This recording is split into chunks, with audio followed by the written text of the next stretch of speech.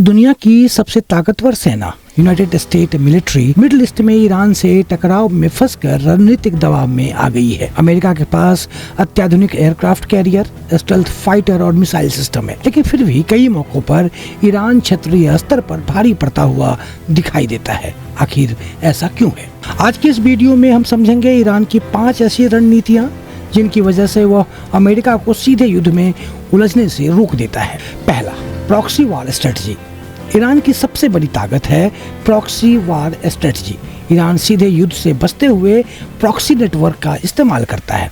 Middle east में Iran के कई सहयोगी संगठन सक्रिय हैं, जैसे हिजबुल्लाह लेबनान में, हमास गाजा और हुतीस यमन में। इन संगठनों के जरिए ईरान क्षेत्र में अमेरिका और उसके सहयोगियों पर दबाव बनाता है। उदाहरण के लिए यमन के हुती विद्रोहियों ने कई बार लाल सागर में जहाजों को निशाना बनाया, जिससे वैश्विक व्यापार प्रभावित हुआ। इस रणनीति का फायदा यह हुआ कि ईरान सीधे युद्ध में आए बिना भी अमेरिका को कई मोर्चों पर व्यस्त रखता है।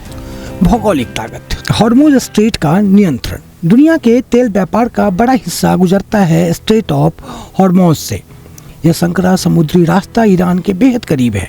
अगर किसी युद्ध की स्थिति बनती है तो ईरान इस रास्ते को बंद करने की धमकी देकर पूरी दुनिया की तेल सप्लाई को प्रभावित कर सकता है।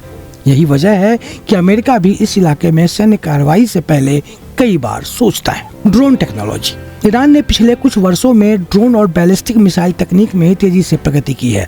ईरान के प्रमुख हथियारों में शामिल है शाहिद 136 ड्रोन, फतेह 110 मिसाइल और सीजल मिसाइल। इन सस्ते लेकिन प्रभावी हथियारों की वजह से ईरान एसिमेट्रिक वॉरफेयर यानी असमान युद्ध रणनीति अपनाता है। कम लागत में ज्यादा नुकसान, यही उसकी रणनीति है।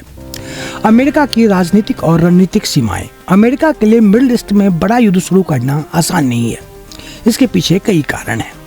अफगानिस्तान और इराक युद्ध का अनुभव, घरेलू राजनीति और चुनावी दबाव, तेल बाजार पर असर और वैश्विक सहयोगियों की चिंता। इसीलिए अमेरिका अक्सर प्रत्यक्ष युद्ध के बजाय सीमित सैन्य कार्रवाई और आर्थिक प्रतिबंधों का रास्ता अपनाता है। Regional influence. ईरान का क्षेत्रीय प्रभाव। ईरान ने पिछले 2 दशकों में मिडिल ईस्ट में अपना काफी प्रभाव बढ़ाया है। उसका प्रभाव इन क्षेत्रों में दिखाई देता है: इराक, सीरिया, लेबनान और यमन। इस नेटवर्क की वजह से किसी भी संघर्ष की स्थिति में पूरा क्षेत्र अस्थिर हो सकता है। सैन्य ताकत के मामले में अमेरिका अभी भी दुनिया की सबसे शक्तिशाली सेना है, लेकिन ईरान ने सीधे युद्ध की बजाय रणनीतिक, प्रॉक्सी और असीमित युद्ध की रणनीति अपनाई है।